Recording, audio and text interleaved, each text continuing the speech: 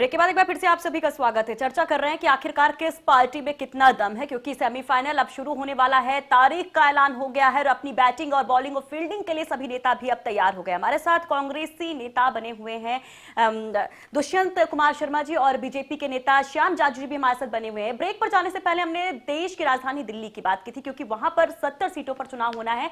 लेकिन अगर 5 राज्यों को देखा जाए तो 3 राज्य कांग्रेस के पास हैं, 2 राज्य बीजेपी के पास हैं। मध्य प्रदेश की बात करते हैं।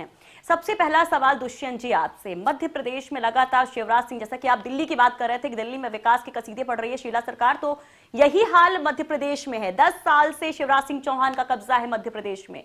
आपके लिए बेहद मुश्किल है शायद विकास के मामले में, अगर कहा जाए तो वाकई में है। नहीं, जो विकास दिल्ली में हुआ, क्या वो मध्य प्रदेश में हुआ? दूसरा, जो भ्रष्टाचार मध्य प्रदेश के अंदर हुआ वो आप सब लोगों ने देखा, पूरे देश ने देखा। वहां के मेंबर, वहां के जो एमएलए थे, जो हाउस के एमएलए थे, वो बहुत सारे। अभी आपने दिल्ली के लिए एक तर्क दिया था भ्रष्टाचार से ऊपर है विकास का मामला, तो मध्य प्रदेश में भी शायद वही लागू होता है। मैं आपसे यही बात मैं कह रहा हूँ कि वहां भ्रष्टाचार इस कदर हुआ कि वहां ब्यूरोक्रेट्स भी भ्रष्टाचार में करोड़ों की संपत्ति लिए हुए सजा याफ्ता हुए। कार्रवाई भी की जा रही है, लेकिन कार्रवाई भी हो रही है और वहां कई सारे मिनिस्टर्स भी पकड़े हुए, उन्होंने रिजाइन भी किए। लेकिन आप एक बात बताइए कि आप दिल्ली से उसका क्या मुकाबला है? दिल्ली तो मॉडल स्टेट है। दिल्ली में तो जो प्लान कल पास होती है वो आज लागू हो जाती है। और इनके जो स्टेट्स हैं, एक मध्य प्रदेश की ये बात कर रहे हैं, पिछले 10 साल पहले आप देखिए जब दिग्विजय सिंह जी वहां पे चीफ मिनिस्टर थे, उस टाइम से आज को मिलाइए तो ना तो वहां कोई लॉ एंड ऑर्डर है, ना वहां कोई डेवलपमेंट है और ना वहां कोई सुरक्षित है। तो जब ये सब चीज स्टेट में नहीं है तो ये किस दम पे वहां सरकार रिपीट करने की बात कर रहे हैं? ऐसा नहीं है। इस बार मध्य प्रदेश में जो चमत्कारिक परिणाम आएंगे और कांग्रेस वहां गवर्नमेंट फॉर्म करेगी, नए युवा लीडर्स आएंगे। और बिल्कुल काफी बड़ा चेहरा भी उतारा आपने युवा लीडर के तौर पे ज्योतिरादित्य सिंधिया को। श्याम जाजू जी, अभी दुष्यंत जी ने कहा है कि वहां पर लॉ एंड ऑर्डर की स्थिति वाकई में बीच में काफी मुश्किल में शिवराज सिंह घिर गए थे। कई सारे मसले ऐसे थे लॉ एंड ऑर्डर के जिस पर शिवराज सिंह चौहान काफी ज्यादा घेरे में आए थे। दूसरी बड़ी बात, युवा चेहरे की बात जैसे इन्होंने की, ज्योतिरादित्य सिंधिया, क्या वाकई में शिवराज सिंह चौहान के लिए यहाँ पर मुश्किल है? आपके नेता मुश्किल में है? शिवराज सिंह चौहान जी के नेतृत्व में गए 10 साल से जो मध्य प्रदेश का विकास हुआ है, एक बीमारू स्टेट को एक विकसनशील प्रदेश के रूप में उन्होंने रूपांतरित किया है। और ये गवर्नमेंट के आंकड़े बोलते हैं, सरकारी आंकड़े। गवर्नमेंट का एग्रीकल्चर ग्रोथ रेट है केंद्र का 4%, 5%, और मध्य प्रदेश ने वो रिकॉर्ड ब्रेक करके 16%, 17% तक एग्रीकल्चर ग्रोथ लेके गए हैं। जो मध्य प्रदेश बिजली के लिए एकदम समस्याग्रस्त प्रदेश था, वो मध्य प्रदेश आज चैलेंज देके कहता है कि एक भी मिनट जिस मध्य प्रदेश में बिजली नहीं जाती। श्याम जाजू जी, आपने बात जिस योजना की है, अटल ज्योति योजना की आप बात कर रहे हैं। सर, अटल ज्योति योजना की आप बात कर रहे हैं, उसके लिए टारगेट रखा गया था कि पूरा प्रदेश जो है जगमगा उठेगा। लेकिन हकीकत यह है कि जिन जिन जगहों पर, जिलों में ये योजना शुरू भी की गई है, 24 घंटे बिजली नहीं मिल रही है। ये हकीकत है। आप इसका उदाहरण मत पेश कीजिए। एक बात मैं कहूंगा बीच में रोक के, क्योंकि आंकड़ों की जहां तक ये बात करते हैं, 15, ये 16 बातें आपको कहने का मौका मिलेगा। श्याम जाजू से सवाल किया है, उनसे जवाब दे देते, फिर आपको मौका देंगे। हाँ जी श्याम जाजू जी।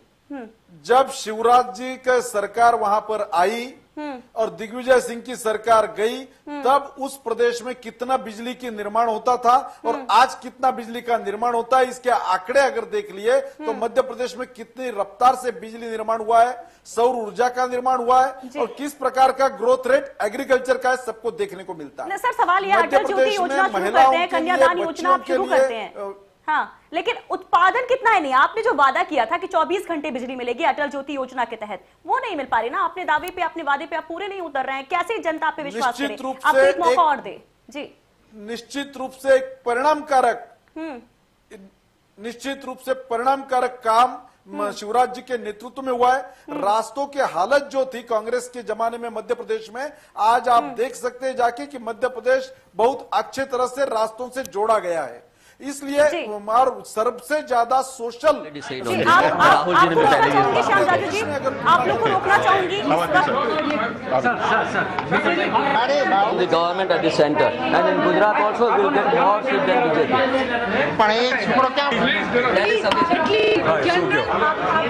देखिए दो दिन तक राहुल गांधी जी हमारे बीच थे।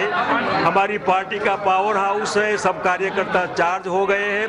आने वाले दिनों में 2014 की जो चैलेंज उठानी है, इसके लिए अभी से एक्सरसाइज हमारी हो रही है और राहुल जी के आने से हमारी पार्टी बूस्टअप होकर 2014 की तैयारी में लग गई है। धन्यवाद। ओके भाई प्लीज। मीटिंग उभर के आई है इस मीटिंग। जी जी जी जी जी मैंने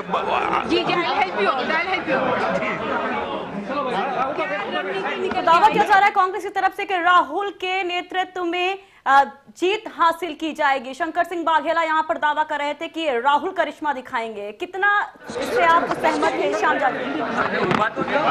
जो भी डिसीजन हुआ उससे संगठन को फायदा होगा, कांग्रेस को फायदा होगा।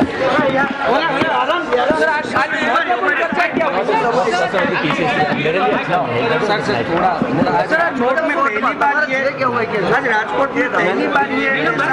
ऐतिहासिक कारोबारी आज बैठी है, क्या कहेंगे? जो चर्चाएं हुई हैं, जो यहाँ पे कार्यकारिणी की बैठक हुई है, उसका जो आउटकम है, मेरे ख्याल से जो हमारे कार्यकर्ता है, जो लीडर्स है, उनका उत्साह बढ़ा है और उससे कांग्रेस को जरूर फायदा होगा।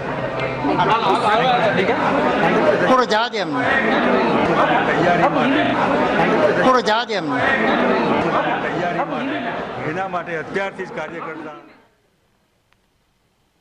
तो हमारे साथ चर्चा के लिए दो नेता बने हुए हैं। कांग्रेसी नेता दुष्यंत शर्मा जी बने हुए हैं, साथ ही बीजेपी नेता श्याम जाजू जी बने हुए हैं। श्याम जाजू जी बात कर रहे थे मध्य प्रदेश की, और जिस तरह से ज्योतिरादित्य सिंधिया एक बड़ा चेहरा खड़ा किया गया है शिवराज सिंह चौहान के सामने, और राहुल गांधी खुद यहां पर दौरे पे पहुंचते हैं और पार्टी को मजबूती की बात कहते हैं।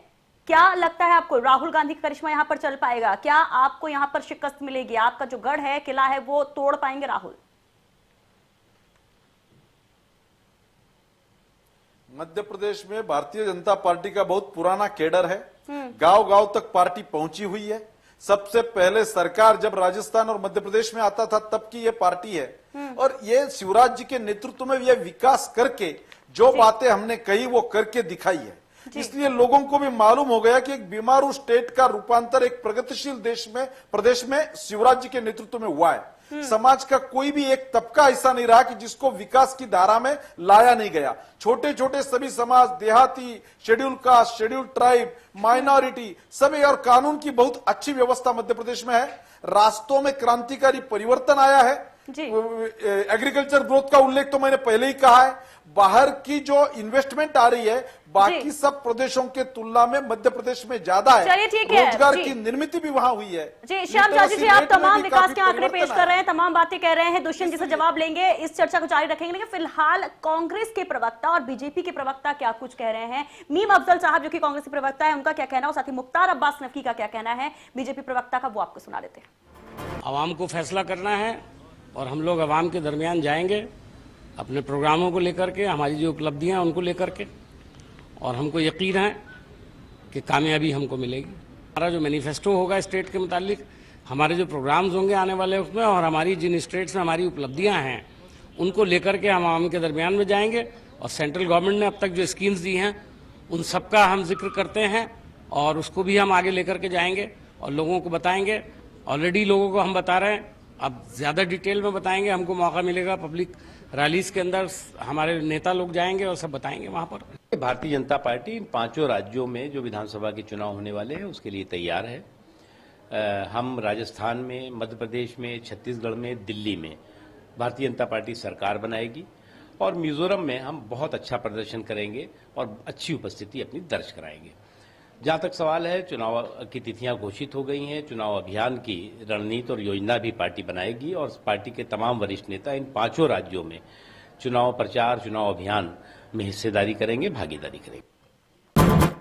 तो विकास के दावे किए जा रहे हैं जहां एक तरफ और कांग्रेस का कहना है कि उसकी जीत होगी, बीजेपी का कहना है कि उसकी जीत होगी। और इसके लिए हमारे साथ दो नेता हमारे साथ मौजूद है। कांग्रेसी नेता हमारे साथ दुष्यंत शर्मा हैं, तो बीजेपी के नेता श्याम जाजू जी हैं। बात मध्य प्रदेश की कर रहे हैं, जो कि जिसको देश का दिल कहा जाता है। दुष्यंत जी, पार्टी में कलह है और लगातार अगर आपकी हार 2 बार से यहाँ पर विधानसभा चुनाव में हुई है, सबसे बड़ी वजह रही है कांग्रेस की कलह। राहुल गांधी दौरा करते हैं, ये तक कहते हैं जो हारे हुए प्रत्याशी उनको चुनाव में टिकट नहीं दिया जाएगा। रूट लेवल की बात करते हैं और उनके सबसे खास एक युवा चेहरे को प्रेजेंट करती है कांग्रेस ज्योतिरादित्य सिंधिया को। क्या इसका फायदा होगा? क्योंकि कलह खत्म नहीं हो रही है, क्या जितनी कवायद है राहुल की वो रंग ला पाएगी? क्योंकि आपके कार्यकर्ता ही आपस में लड़ रहे हैं, भिड़ रहे हैं। देखिए सुषमा जी, मैं पहले आपको ये बता दूं कि हमारी पार्टी पूरी तरह डिसिप्लिन्ड है और हमारे लीडर श्री राहुल गांधी जी के नेतृत्व में ये पूरा चुनाव उनकी देखरेख में लड़ा जा रहा है और पूरी पार्टी एक है, कार्यकर्ता बिल्कुल एक है। पिछले 10 साल से हम मध्य प्रदेश से बाहर हैं। इन लोगों की जो हरकतें हैं, जो इनके काम हैं, उससे वहाँ की जनता आजिज आ चुकी है, करप्शन से आजिज आ चुकी है, नेताओं के व्यवहार से आजिज आ चुकी है, अधिकारियों के व्यवहार से तंग आ चुकी है। और इस बार वहाँ जनता हमारी तरफ बड़ी बेताबी से देख रही है, कांग्रेस की तरफ। हम निश्चित रूप से नौजवानों को हम टिकट भी दे रहे हैं, नौजवान लीडर्स उसका नेतृत्व भी कर रहे हैं, जिनका आप बार बार श्री ज्योतिरादित्य सिंधिया साहब का नाम ले रहे हैं, वो भी हैं। लेकिन पुराने लीडर्स के संरक्षण में सभी लोग काम कर रहे हैं और नए यूथ लीडर्स को हम वो भी दे रहे हैं। लेकिन ये आपके नेता जब राहुल पहुंचे थे मध्य प्रदेश दौरे पर, उन्होंने कहा था बरगद के छांव में कभी जो नीचे वाले रूट लेवल के जो वो छत्र पे वो नहीं पनप पाते हैं। आपके नेता ने कहा था, कहीं ना कहीं उन्होंने इस बात का इशारा किया था कि युवाओं को आगे बढ़ा जाएगा। आपने उसका आशय गलत लगाया होगा। राहुल जी खुद बड़े बड़े जो सीनियर्स हैं उनको बहुत मानते हैं। अभी उन्होंने एक जगह और भी ये कुछ बात बड़ों के बारे में ठीक कही है, लेकिन ऐसा नहीं है। हम जो सीनियर्स हैं उनका सम्मान करते हैं और उनके नेतृत्व में ही ये सारा, उनके डायरेक्शन में ही ये इलेक्शन राहुल का करिश्मा होगा कि नहीं। एक बात कुछ प्रश्न उन्होंने मुझसे अभी ये कर रहे थे, जहां तक ये आंकड़ों की बात करते हैं, ये कौन से आंकड़े पेश कर रहे हैं हमारे बीजेपी के प्रवक्ता, मुझे नहीं मालूम है। बिजली की जो हालत आपने बताई है, मुझे भी मालूम है कि इनका खुद का एजेंडा था कि ये सारे प्रदेश में बिजली देंगे, तो बिजली में फेल हो गए, रोड्स में फेल हो गए, लॉ एंड ऑर्डर में ये फेल हो गए, सुशासन देने में फेल हो गए और ये अपनी सरकार को भी कंट्रोल नहीं कर पाए, ब्यूरोक्रेसी को भी कंट्रोल नहीं कर पाए, तो फिर कैसे करेंगे? छत्तीसगढ़ की बात कर लेते हैं, वक्त बहुत कम है। बीजेपी को आपने फेल बता दिया मध्य प्रदेश में। छत्तीसगढ़ की बात की जाए, रमन सिंह की बात रमन सरकार की बात की जाए, आपके ही नेता, आपके केंद्रीय मंत्री जाते हैं दौरे पर और बखान करते हैं रमन सिंह की सरकार का, उनके विकास काम का। छत्तीसगढ़ में तो आप मानेंगे, क्योंकि आपके खुद मंत्री और नेता कह रहे हैं कि रमन सरकार ने यहाँ पर काफी विकास किया है। सर, जो रमन सिंह जी हैं वो वहाँ, उससे पहले हमारी गवर्नमेंट वहाँ रही है। 10 साल हो गए सर, 10 साल। अभी विकास की बात, अभी जो हमारे जो सीएम थे, बड़े प्रबुद्ध सीएम थे, वो आईएएस भी रहे थे और डीएम भी रहे थे उसमें कांग्रेस ने काफी लंबी उन्होंने सेवा कांग्रेस को दी थी, पार्टी को सेवा दी थी। और उन्होंने जो वहाँ शासन किया था, जब वहाँ की कैपिटल भी अलग अनाउंस की थी, जितना विकास उस दौरान हुआ था वो आज के दौर में नहीं है वहाँ। और वहाँ ठीक है, कृषि के क्षेत्र में आगे बढ़ा है राज्य, और आपके मंत्री जब जाते हैं वो तारीफ करते हैं। कृषि के क्षेत्र में तो सबसे अव्वल हो रहा है। किसी विषय पे वो तारीफ कर रहे होंगे, ऐसा नहीं है कि उन्होंने बिल्कुल कहीं कोई काम नहीं किया होगा, तो किसी विषय पे एक्शन हुआ होगा तो उसकी तारीफ की होगी। लेकिन अगर आपने काम किया, ठीक है सर। अब श्याम जाजू जी से जान लेते हैं। श्याम जाजू जी, कहीं ना कहीं नेताजी स्वीकार कर रहे हैं दबी जुबान से, रमन सरकार की बात कर रहे हैं, लेकिन रमन सरकार के लिए मुश्किलें भी, चुनौती भी है। करप्शन, उनके मंत्रियों पे काफी करप्शन के चार्जेस लगे हैं, कई तरह की कांकेर आश्रम का कांड था, कई ऐसे मसले थे कानून व्यवस्था को लेकर के, ऐसे मसले थे, रमन सरकार घेरे में आई। और सबसे बड़ा नक्सलाइट अटैक जो था कांग्रेसी नेताओं पर, उसका कहीं ना कहीं नुकसान यहां पर रमन सरकार को मिल सकता है। रमन सिंह जी के नेतृत्व में जो विकास की रफ्तार छत्तीसगढ़ में चली है, उसका कोई जवाब नहीं है और उसकी तारीफ हम भारतीय जनता पार्टी के लोग नहीं कर रहे, कांग्रेस के संस्थाओं ने भी उनको अच्छी तरह से उनको सम्मानित किया है और उनकी सराहना की है। सलवा जुडूम जैसा एक मूवमेंट चलाकर, सलवा जुडूम जैसा एक अच्छे मूवमेंट चलाकर नक्सलाइट्स मूवमेंट को, माओवादी मूवमेंट को कंट्रोल करने का काम छत्तीसगढ़ में जो किया है, उसकी सराहना भी केंद्र ने की है।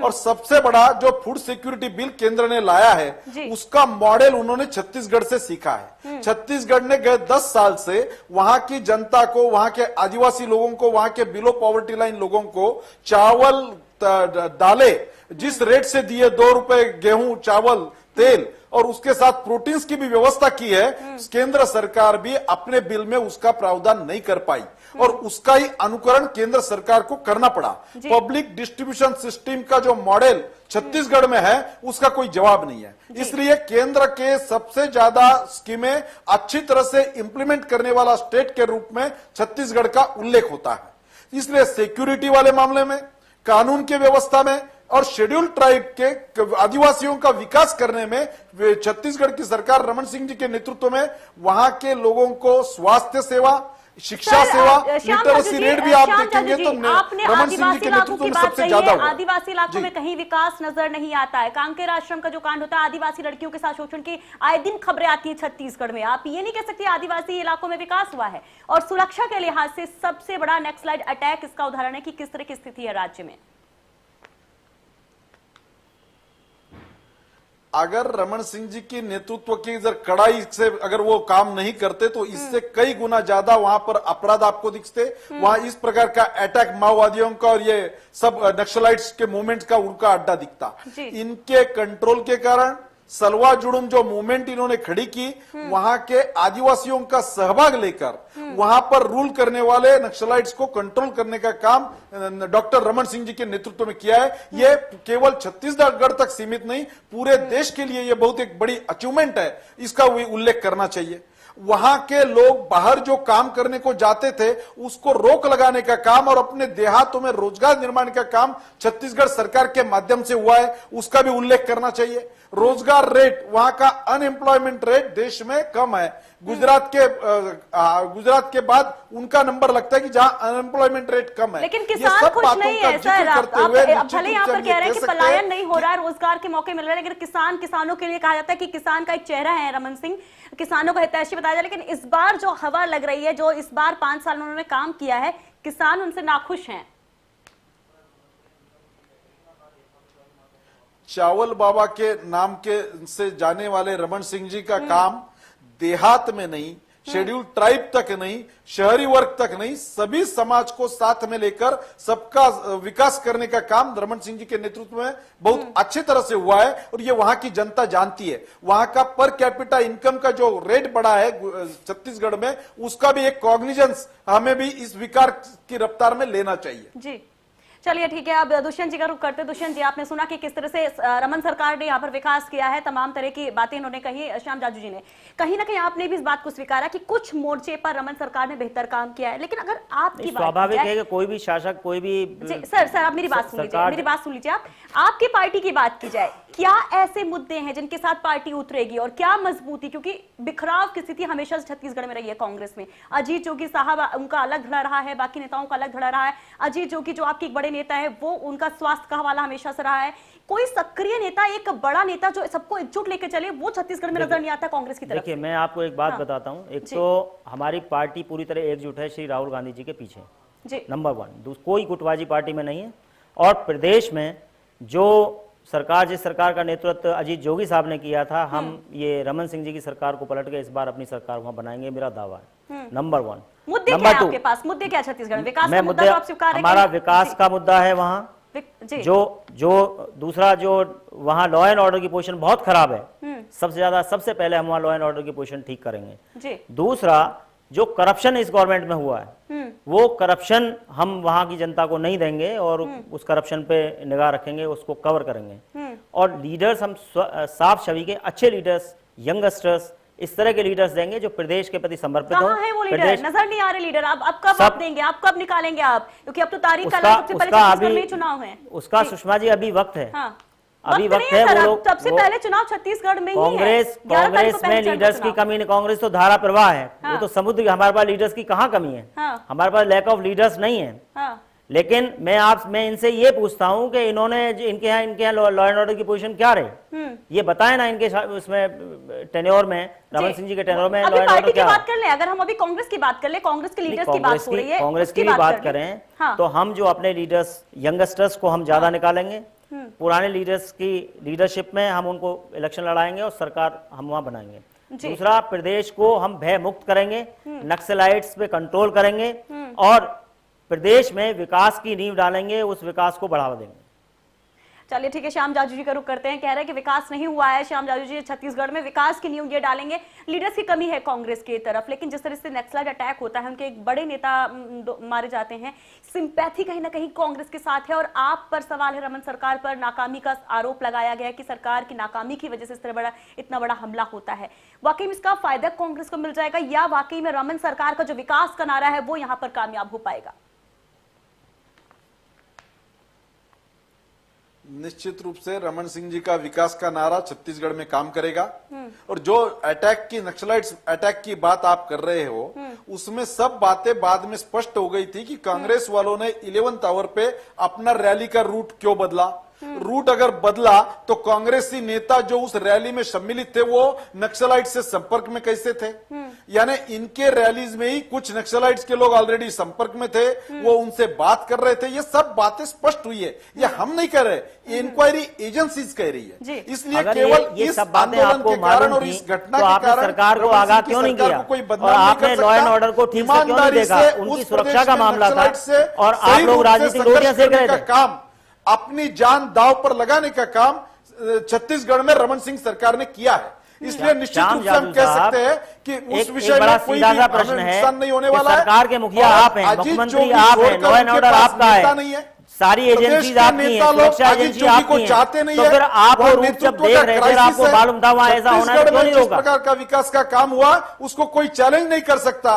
और राजीव गांधी फाउंडेशन ने जब देश के प्रदेशों के विकास के मूल्यांकन के आधार पर यहां पर सम्मान किया तो विज्ञान भवन में रमन सिंह जी का सरकार नक्सलाइट्स मूवमेंट पे कंट्रोल करने के लिए राजीव गांधी फाउंडेशन के माध्यम से हुआ है। ये हमने नहीं किया। यहाँ के इंडिया टुडे ने जो सर्वे लिए, वो जो कॉन्क्लेव हुआ उसमें उनका सम्मान किया। वक्त बहुत कम है। एक स्टेट और छूट रहा जो सबसे अहम है और लोकसभा चुनाव की नजर से भी काफी अहम है, क्योंकि 25 सीटें लोकसभा की इसी राज्य से आती है। राजस्थान की बात कर रहे हैं। राजस्थान की दुष्यंत जी, सबसे पहला सवाल, आपकी सरकार है वहां पर, गहलोत सरकार है, अशोक गहलोत वहां के मुख्यमंत्री हैं। सरकार की कार्यप्रणाली पर कई सवाल लगे। हालांकि बहुत सारी योजनाएं शुरू की, दवा मुफ्त की योजना, मुफ्त दवा की योजना, मुफ्त जांच की योजना, तमाम योजनाएं शुरू की गई। लेकिन सवालों में रहे आपके मंत्री मदेरणा की अगर बात की जाए, चाहे बाबूलाल नागर की बात की जाए, फजीहत आपकी सरकार की लगातार होती रही है। क्या इस बार आपको लग रही उम्मीद या फिर एंटी इनकम्बेंसी फैक्टर यहां पर जीतेगा और बीजेपी वापस आएगी? मैं सुषमा जी सबसे पहले आपके उसी प्रश्न का आंसर दूंगा जो आप काफी कंट्रोवर्शियल जिसको मान रही हैं। कांग्रेस कमेटी और कांग्रेस पार्टी, कांग्रेस पार्टी एक ऐसी पार्टी है जो अगर कोई करप्शन करता है या किसी आपराधिक मामले में है, लिप्त है, तो पार्टी अपने उसको भी सजा देने से कोताही नहीं बरतती है। ऐसे पूर्व में बहुत सारे एग्जाम्पल्स हैं। ये अपना, मेरा इसमें प्रश्न भी है, ये अपना कोई लीडर ऐसा बताएं जो करप्शन में लिप्त रहा हो और इन्होंने उसको सजा दी हो। कार्रवाई कैसे की गई? कार्रवाई इतना मीडिया ने जब कोकोडंडा किया उसको इतना दिखाया, उसके जैसे बाद बंगारू लक्ष्मण साहब, अच्छा दूसरा, जहां तक आप राजस्थान की बात करो, सॉरी राजस्थान के विकास की बात आप कर रहे हैं, कांग्रेस वालों बड़े प्रबुद्ध, जरा सुनिए श्याम जाजू साहब, सुनिए, बड़े प्रबुद्ध मुख्यमंत्री राजस्थान के हैं और गहलोत साहब, वहां अभी देश का सबसे बड़ा सोलर प्रोजेक्ट वहां लग रहा है। अभी सोनिया जी उसका उद्घाटन करके आई हैं।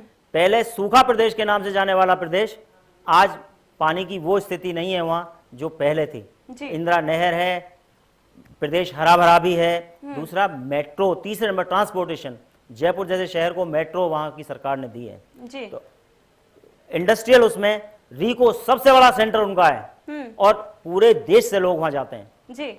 लेकिन करप्शन के चार्ज भी आपके मुख्यमंत्री करप्शन का मैंने सबसे पहले आंसर दिया। आपके मंत्रियों पर सवाल उठे, आपके मैंने उसी प्रश्न का आंसर सबसे पहले दिया था कि अगर ऐसे कुछ लोग हैं तो सबसे पहले पार्टी हमारी खनन पट्टे को लेकर जब उन पर सवाल उठे, उन पर तो कोई कार्रवाई नहीं हुई, जांच नहीं हुई। आपकी सरकार है, आप बैठे हैं मंत्री बनके। उसमें टाइम, जो भी टाइम लगता है, जो भी जांच एजेंसीज हैं वो अपनी जांच कर रही हैं और अगर वो उसमें पाए गए, लिप्त पाए गए तो उनको सजा निश्चित तौर से होगी। सरकार का कार्यकाल पूरा, राजस्थान विकास के रास्ते पे तेजी से बढ़ रहा है। वहां पे जो विकास हो रहा है, जो एजुकेशन का रेट है वो भी बढ़ा है, इंडस्ट्रियल रेट भी, ग्रोथ रेट भी बढ़ा है और वहां का विकास का रेट भी बढ़ा है। की बात हो रही है, श्याम जाजू जी तमाम तरह की बात की। उन्होंने कहा जयपुर में मेट्रो शुरू हुई है, बाड़मेर में तेल रिफाइनरी का प्रोजेक्ट लगा है और साथ ही कई तरह की योजनाएं शुरू की। विकास की बयार बह रही है और आपका कोई यहाँ पर इस बयार में आप भी बह जाएंगे, एक बार फिर से कांग्रेस की सत्ता में होगी। कितना इत्तेफाक रखते हैं आप, क्या कहेंगे इस पर? वसुंधरा जी के नेतृत्व में जो विकास की रफ्तार थी उसको वो इतनी धीमी हो गई है राजस्थान में, इसकी पूरा जनता के मन में रिपेंट का भाव है।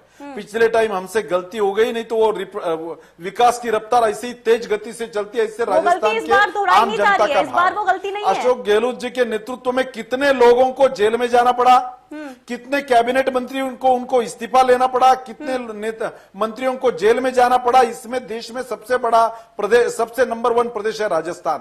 केंद्र के जैसे कनिमोझी, सुरेश कलमाड़ी, ए राजा जेल में गए, शशि थरूर को इस्तीफा देना पड़ा, अश्विनी जी को इस्तीफा देना पड़ा, बंसल जी को इस्तीफा देना पड़ा।